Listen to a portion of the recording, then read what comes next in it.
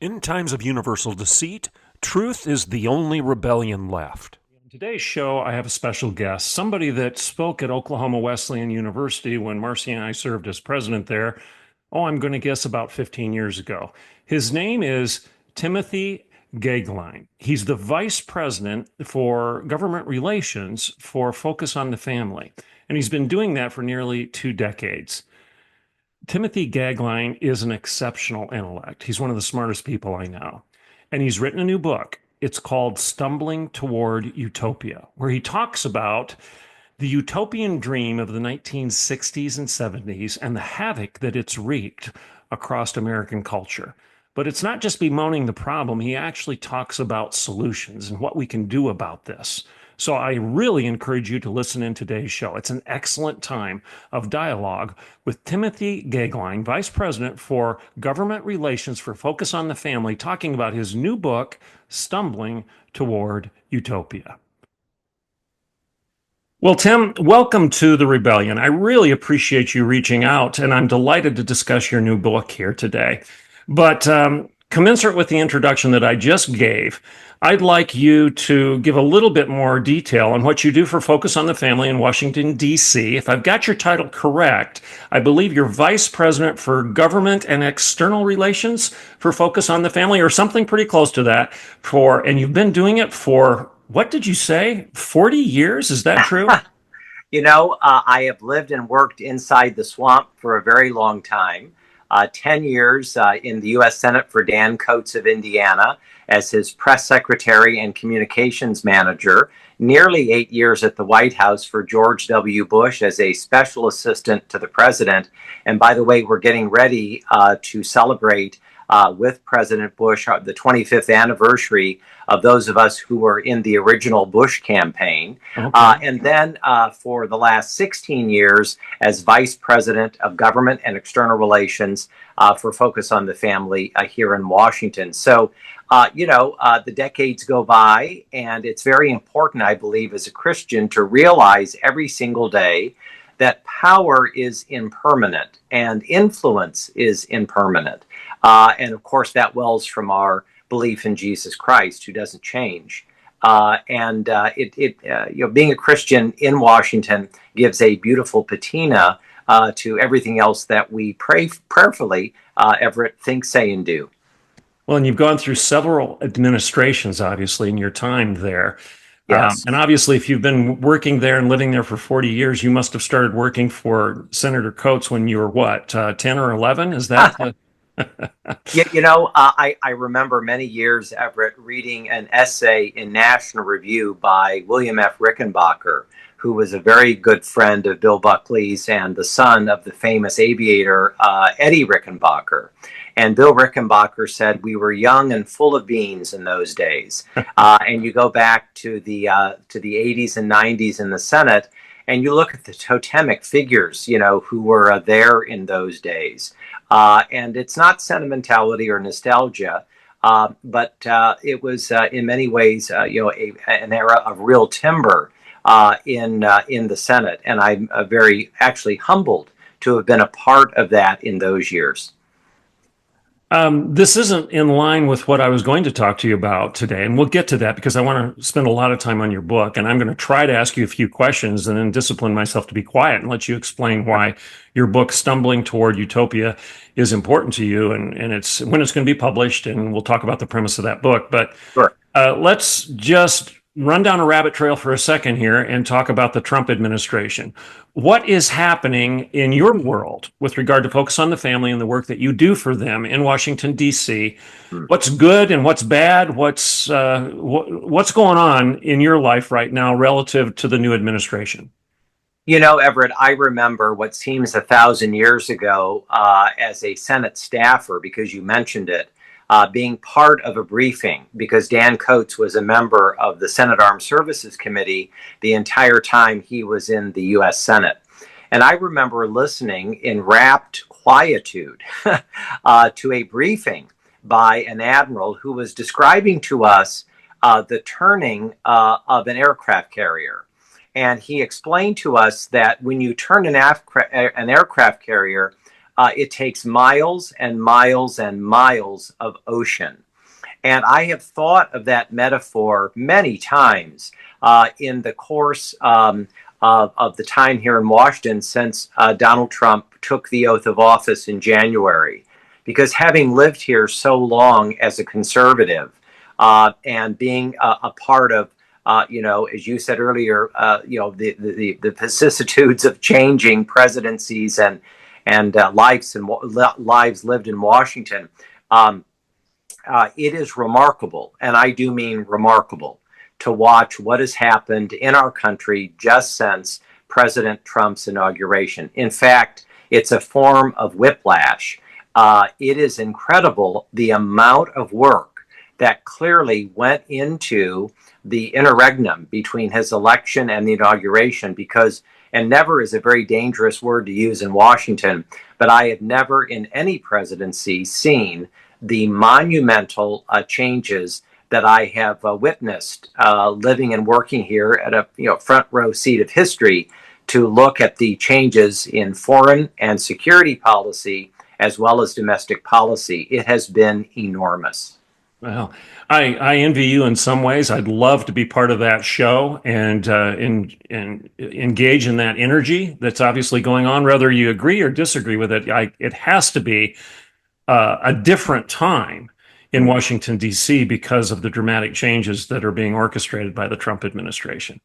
The answer is very much so. And I think it's very important to say that having for nearly 8 years worked for George W. Bush as a special assistant at the White House and being very involved, not in selecting his judicial nominees, but being part of the process in the district, appellate circuit, Supreme Court nominations, being part of the team that was responsible for getting them confirmed, very involved in that process. And for all of the, as I say, whiplash changes, mixing my metaphors in the turning of this very large aircraft carrier, really, we've not seen anything yet, because it's really hard to believe. But across nearly 4 decades here, Everett, I have genuinely never thought that I would be in Washington at a time when there were more Republicans by a majority in the Senate than in the House. And I think that is going to come into crystal clear focus in a few weeks when President Trump begins to nominate his district and appellate nominees, because the remaking of the federal judiciary is already the most important domestic historic contribution of Trump 1. And Trump 2 is going to be the bookend of that. I know, being in the White House for 8 years with George W. Bush, the really colossal number of district and appellate and Supreme Court nominees and confirmations. But this is already a president in one term who was responsible for 3 Supreme Court nominations. And this is really hard to believe, over 200 district and appellate nominations. So there's a lot more coming. And as I say, for all the changes we've seen already, this is going to be really gigantic.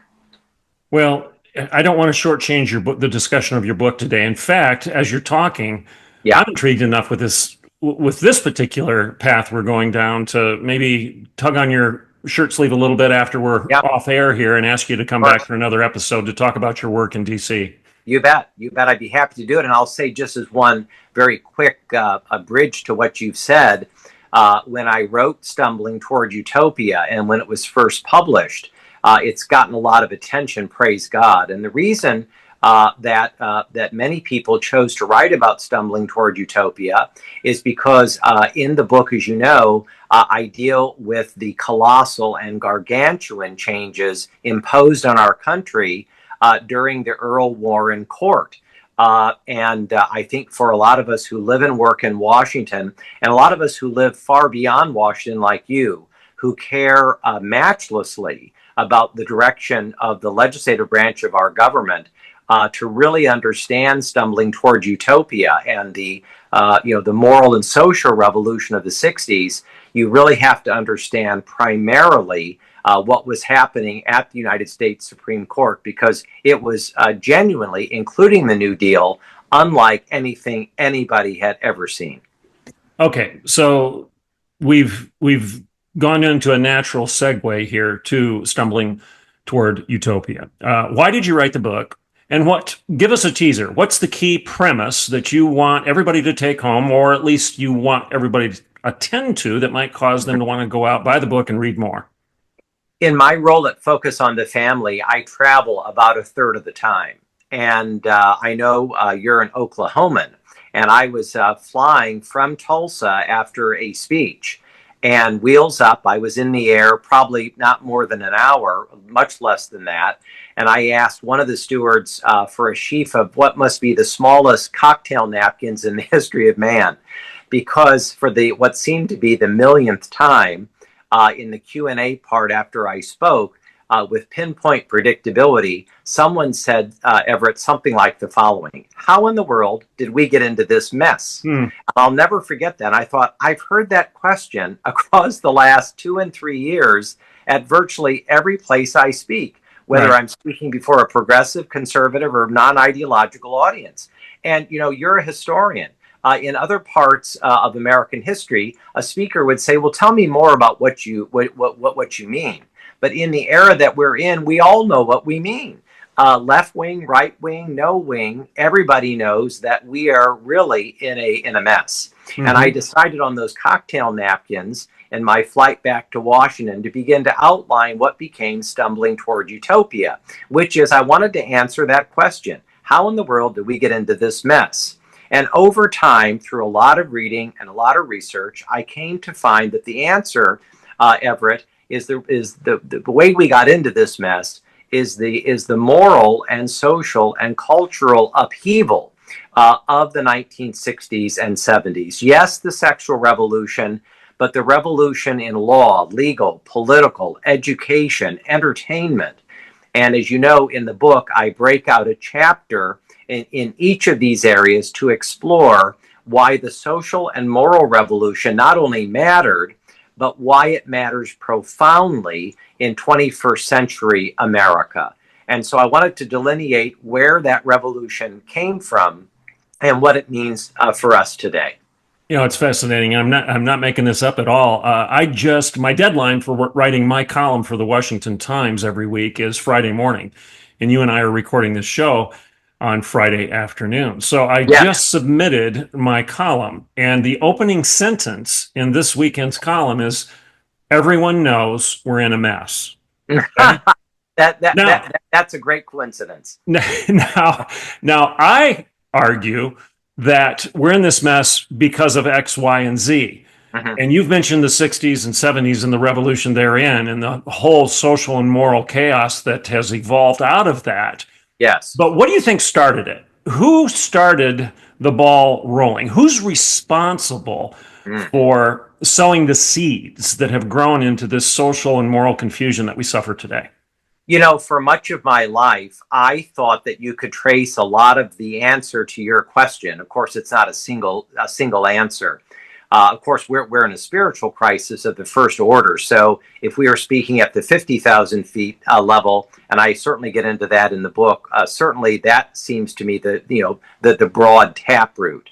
But as a Christian and as a conservative, I thought for much of my life that the answer to what we're talking about was the French Revolution, the Bolshevik Revolution, and certainly those are massive contributors. But I wanted to be even more specific, Everett. I wanted to say, in the American experience, where did our revolution come from? Not the American Revolution, which was comparatively a conservative revolution. But I'm talking about the thing that I deal with in Stumbling Toward Utopia, the specific moral and social catastrophe of that revolution. And what I found, in very specific answer to your question, is the early 20th century, the turn of the 20th century, from the 19th to the 20th century. What I found in all of my reading and research is that there were comparatively few but very influential, powerful people who had definitive things in common. In some ways, they were very different people, but in essential ways, they were all utopians. They were social engineers, progressives of the first order. And they really disliked the United States of America in its present form. Woodrow Wilson wanted to change politics. He wanted to change the dynamic among and between the three branches of government. He wrote at length of his uncomfortability of the Declaration of Independence and the United States Constitution. And in fact, he wanted the country to be run by a bevy of experts. And he saw himself as an American version of the British Prime Minister. Very, very malevolent in its impact on our way of government and the vital measured expression of the three branches of government. Roger Baldwin, the founder of the ACLU, like Woodrow Wilson, profoundly uncomfortable with the American experience. And he was a communist. And he thought there was far too much entanglement of religion and faith in the concept of justice. And he wanted to really create an upheaval in the idea of jurisprudence and legal reasoning. And like Wilson, he succeeded beyond his wildest dreams. Margaret Sanger, the founder of Planned Parenthood, a eugenist, a racialist, a segregationist, a person who was very, very comfortable that IQ somehow related to moral worth, and a person really early on who was an advocate for things that became very destructive to the natural and the nuclear family. And John Dewey, a progressive educator on steroids. By the way, all of them were very well funded, many of them by the Rockefeller family. And John Dewey really was a moral relativist, and the idea of American education as educating for virtue and educating for good citizenship, the objective sense of good and evil, right and wrong, the idea of the classroom at every level was something that, here's a word for you, that he reimagined. So, these are just four of the cast of characters I deal with in Stumbling Toward Utopia, and their impact was, it took time, but not much time.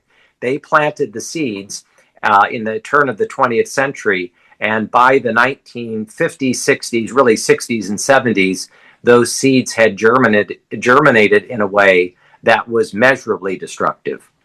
Would you agree that those seeds were initially planted within the academy, within our colleges and universities, within our school systems, so that you could inculcate those new ideas into a culture that prior to that time would have had enough common sense to eschew them and disagree with them and not buy the lie?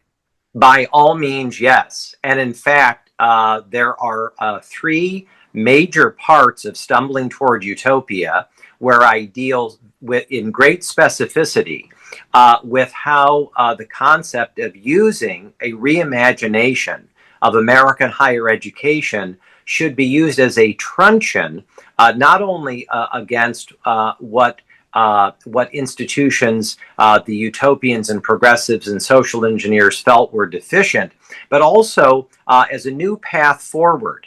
And in fact, we began our conversation speaking about the new administration in Washington. This book was written and published before the inauguration and the election, just beforehand, not much before. But to be very candid, I am quite certain that of all of the monumental changes that we are witnessing in America today, none is bigger and none is at more variance than with one of the flagship achievements of the sexual and moral revolution of the 60s, which was the fundamental overturning of American higher education. And higher education was not changed from the idea of conservative to liberal. It was changed from liberal progressive to radical. And that is what has been so profoundly unnerving. And I deal at length with Tom Hayden, the blueprints for the so-called higher learning at some length. I think it's very important that those of us in the 21st century really have a good handle on where the 60s and 70s originated and why it matters for where we're at today. You know, I've argued that this is oversimplification, but there are three entities that are responsible for teaching the next generation of American citizens what ideas should be held as important. And those three entities would be professors, pastors, and parents, the three Ps. Yes. And that all three of them have failed in great measure in the last 20, 30, 40 years, since the revolution of the 60s and 70s that you referred to. Parents are helicopter parenting. They want to be the best friend of their child rather than a mom or a dad. Pastors have bought the lie, and they're preaching nonsense from the pulpit. And professors, teachers, are responsible for starting the lie in the first place. And this belief that we can create the perfect society, the utopia that you refer to, seems to be so pervasive that it's just a poison within our culture. So talk to me a little bit about that. Yeah. Talk about why utopia, right, which some people would argue, well, sure, we'd like to live in a utopia, a perfect society. What's wrong with that? So talk to us a little bit about why you're critical of the whole concept.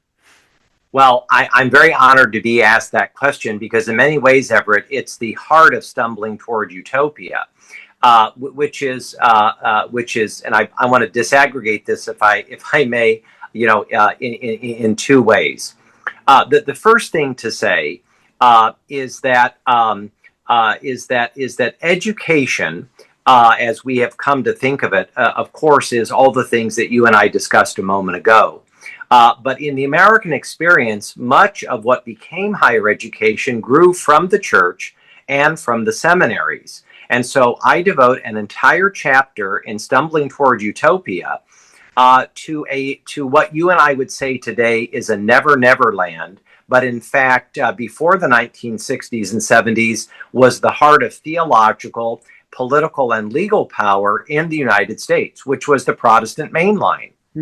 And I show, I'm a Lincoln man, you have to demonstrate. You can't just assert, you have to demonstrate. And what I do in Stumbling Toward Utopia is I go to 10 or 15 of the top Protestant denominations in America before the social and moral revolution. I show, relative to the population of the United States, the population and membership of those very important churches, Methodist, Lutheran, Baptist. I go right through the list. I also take a look at all of their seminaries. And then I show what happened to the membership after the 1960s and 70s. And I'm speaking broadly for purposes of our time together. But you can absolutely make the case that by and large, churches that were biblically sound, that were centered, broadly speaking, in biblical orthodoxy, went from biblical orthodoxy in the pews and in the seminaries to the replacement of that with a kind of mishmash of what you and I would say is progressive social justice. And this is not an overstatement. And what you do, Everett, is you see, for instance, the numbers in the Protestant mainline, as you'll see in the book, say in 1960, 61, 62, and then where those membership numbers are today. You're a historian, as I said earlier in our time together. If you look at any period of time, say 50, 60, 70 years, that's a snap of the finger. And you look at the impact of the moral revolution on the Protestant mainline and the impact of the moral revolution on their seminaries in a mere 50, 60, 70 years, and you only are looking at lines that are not gentle downward plateaus. They are precipitous drops. And to the point where we are definitively already seeing churches go out of business. And by the way, many of these churches, by and large, have no one in them. on Sunday mornings, much less on Wednesday nights. But because their previous membership were so faithful, many of them paid off their mortgages. And so you have a large number of formerly important Protestant churches and seminaries which have prime real estate in prime. Absolutely. Yeah. I don't mean to interrupt you, but I'm resonating with what you're saying. I have a friend who's a real estate agent in Ponca City, Oklahoma. Now, Yes, okay, Ponca City was the center, it was the headquarters for Conoco. of course. And back in the day when Conoco and the oil industry was thriving over in Ponca City, all of the blue bloods, all of the upper crust, all of the administrative class of Conoco attended a big Presbyterian church, beautiful building. It's empty right now. Mm-hmm. It's on the market for sale for $1 million. It's a wonderful piece of property, but there isn't a soul using it anymore for this, for the exact reasons you just described. Now, here's my question. And I have my own answer to this, but my answer isn't important. I want to hear yours. Why are the evangelical conservative denominations making the same stupid mistakes that their mainline Protestant brothers and sisters made just a couple decades earlier? We're committing the same theological and political and ontological mistakes that the mainline institutions made, and we're going to suffer the same fate, in my view. Why do you think we're doing the same thing that they did? Well, I'm an inveterate optimist. And here's something to add into this very important conversation. You know, in the 1960s and in the 1970s, if you and I were having a conversation, you and I, with a straight face, could have talked about the American Catholic Church.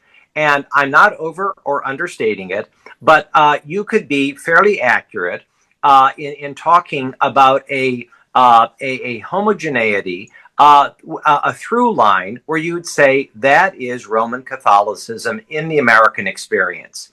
And we all know that in a relatively short period of time, as late then again as the 80s and 90s, that was an impossible conversation, because the Catholic Church was no longer of one piece. It was in many pieces, and largely as a result of the gigantic tsunami called Vatican II. Mm. It really fundamentally caused this gigantic upheaval in American Catholicism. Well, let me just say, the corollary is American evangelicalism. It wasn't long ago that you could talk about evangelical leaders or American evangelicalism, over against American fundamentalism, et cetera, et cetera. And by and large, you would be fairly accurate in saying that was American evangelicalism. I mean, with the two concepts I'm using, Catholicism, evangelicalism, both in the American experience, I mean, Everett, you can take both of those antique phrases, put them in a shoebox, and take them to the Smithsonian, because they no longer exist. Yeah. American evangelicalism is no longer of one piece. It's of many pieces. Mm-hmm. And like its Catholic brothers and sisters, it is undergoing a profound revolution of its own. And is it undergoing that revolution because of the seeds, to use your language, that have been sown in the 60s and 70s? Are those seeds bearing negative fruit in the evangelical church as they bore negative fruit in Catholicism and the mainline Protestant church? You know, I feel fairly confident. I would have made a terrible ancient prophet and a terrible weather forecaster, but I would predict the following. Okay. I predict that biblical orthodoxy will remain, and that biblical orthodoxy ultimately will grow. And in fact, here in Washington, D.C., it is remarkable to see the incredible restoration, renewal, regeneration that is happening among young biblical conservatives. They are seeking out more and more options for new churches, or they are forming churches, with members of other churches because they have left disillusioned. And I believe it's a remaking process that is ultimately going to make much of American evangelicalism even stronger.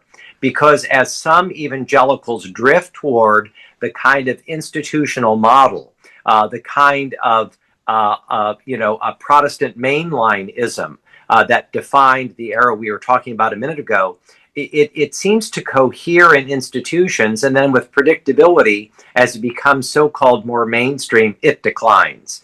And I think now you have young, bright, smart, biblical Christians who are the new counter-revolutionaries. I call them the new old fogies. They are very eager to marry. They're very eager to have children. They have come out of a variety of Christian denominations and backgrounds, but they've come to see that what C.S. Lewis called mere Christianity actually has an incredible strength, timber, energy, and vitality. And it's what they want. And it seems to me that that demographic is small now, but it's mighty, and it's going to grow. I think it's already growing, and I think we're already seeing demographically this among young conservative men. They are of a piece, of a sudden, growing, and they are searching for something. They've lived through remarkable brokenness. They've lived through a kind of inverted reality. And as a demographic, these men, 18 to 25, a bit younger, a bit older in that demographic, they're growing, and they're a force to be reckoned with in culture and in politics. Well, I welcome your optimism. I've said over and over again on this show and repeatedly in some of the writing I've done that even though we're in a mess, to go back to your opening sentence in this interview, we have a promise, and the promise comes from Jesus himself, where he tells us that the gates of hell will not prevail against his church. The church will win. Now, we may have a speed bump or two along the way, but Christ won't break his promise. He can't, he won't, and the gates of hell will not prevail against those who believe in the orthodox, true gospel of Jesus Christ, who are part of his church. So thank you for that optimistic tone to what you're talking about today. Well, what's the antidote? So we're stumbling toward utopia. What is the antidote? What do you think we should, could, and can do about it? Well, I believe an American restoration is just ahead. And I think that I touched on this just a moment ago, but I think self-evidently and clearly our late friend Andrew Breitbart, who liked to say that politics is downstream from culture, he's absolutely right. But I think that culture, Everett, is downstream from faith and religion. I believe that all culture grows from this spiritual basis. And what I have found after extensive travel in Western, Eastern, and Central Europe is that there is a vitality and energy, spiritually oriented, in the United States that simply does not exist, especially in Western Europe. In part, I think it's because no one really knows when France began, and no one really knows when Germany began, but we know when America began. It began on an afternoon about 3 o'clock on July 4th, 1776. And it would not have begun without the spiritual vitality that precedes the American Revolution. In fact, we call it the American Revolution, but nobody called it the American Revolution in that era.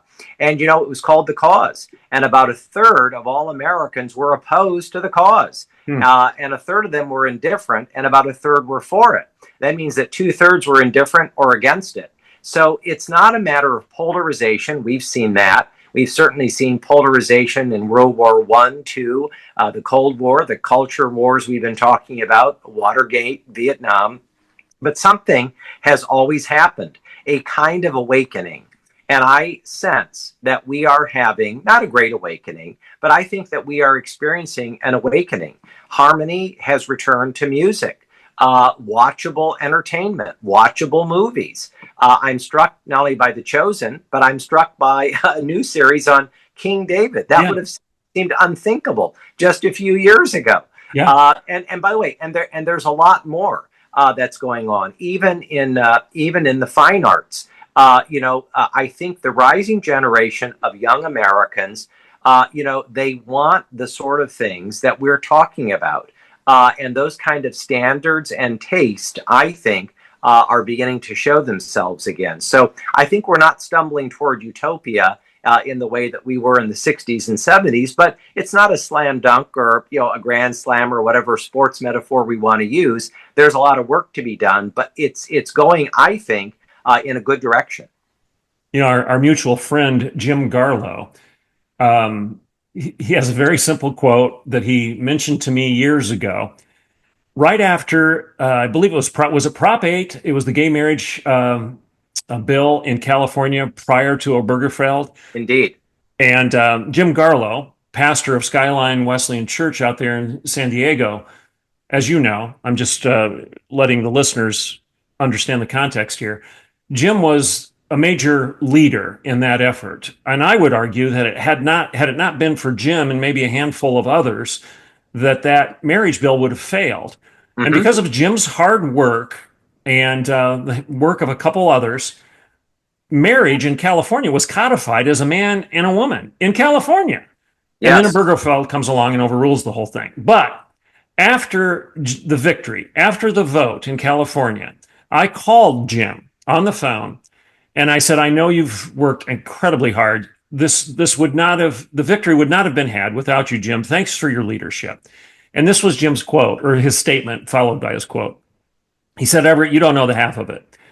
The anger, the vitriol, the hatred of those that stood against us. I had to hire armed guards for the church, and I even had to have a couple of them at my home because of the threats that we were getting. And then in the midst of that negative commentary, standard Jim Garlow, Garlow-esque, he said, but what a wonderful time to be alive. Hmm. And I think I hear that spring in your step as you're talking about the challenges we face today and the reality of our culture. Yeah, we are stumbling toward negative things, and history does repeat itself. We've watched the mainline Protestant churches stumble. We've watched Catholicism stumble. We're seeing some of the evangelical churches lose their way and not have a clear mission and definition any longer. And that can be disheartening. But the battle lines are clear. And Christ has given us the promise that his church will not fail. And what a wonderful time to be alive. I couldn't agree more. And I'm a great fan of Scott Fitzgerald. The author, among many others, of This Side of Paradise and Gatsby. And he said, being an American, is always a kind of unexpected journey. It's a willingness, I think he said, of the heart. And, there's nothing that is preordained, in the sense of the trajectory of America. And Solzhenitsyn reminded us that one word of truth, can change the world. So our job, it seems to me, is to get up each day and to recommit ourselves, and then it is, to move onward. And I just think there are any number of signs in culture, in politics, in law, legal, entertainment that are showing, in my view, a kind of renewal and regeneration, what I call acts of recovery, that I think is quite enlightening. And I think it's important that we do everything we can to cultivate that kind of garden and to nourish it, and then to see what comes forward. Okay, last question or request here. Tell us why we should go buy the book, and where we can buy the book, and what it will do for our family, our church, our schools, our culture, if we take it seriously. Stumbling Toward Utopia is my fourth book, and it is available everywhere that you like to buy books. So wherever people go to buy books, it's there. And the reason that I wrote it is for the reasons that I think are very easy to understand, which is that if we really want to understand the time that we are in, our country, our culture, and our civilization. If we really want to have a good grasp of where we're at, we have to understand, especially as Christians and conservatives in this hour, the moral and social revolution of the 60s and 70s. And then I think that it's very important that, having understood where it all came from, to understand what we should do or could do in the time in which God has placed us in 21st century America. And I wanted to help contribute to this conversation for otherwise busy people, in under 200 pages. So it's very usable, readable, and the sort of thing that I hope that people who read and share Stumbling Toward Utopia will really enjoy and then use as a tool. And how can people follow you, whether it be on X or Facebook or other social media? Focus on the family is always the best way. And I know that people love Focus on the Family, and it's easy to find me and my colleagues and our work there. Okay. I'm not going to try to spell your last name because I may butcher it. So give your name and the name of the book, they can reach you at the Focus on the Family website, correct? Yeah, that is correct. It's Timothy Goeglein, and that's Goeglein, Timothy Goeglein, and the book is Stumbling Toward Utopia. And yes, they can find the book easily online, and Focus on the Family, of course, is an outstanding resource, a one-stop shop for all issues and questions on marriage, family, parenting, human life, religious liberty, conscience rights, parental rights, the debate on pronouns. You'll all find it at Focus on the Family, and I hope people will use Focus on the Family as a great resource in their own family life. Well, again, thanks so much for taking the time to join us today, Tim. This is outstanding. And I am going to try to tempt you to come on again for another episode, and we'll talk more about your work in Washington, D.C. I'm sure you have some fascinating stories there. It was a blessing and honor, my friend. I look forward to joining you again, and I hope people enjoy Stumbling Toward Utopia. Thanks again. And everybody, this is Dr. Everett Piper, and this is The Rebellion. We'll be back with another episode in just a couple days.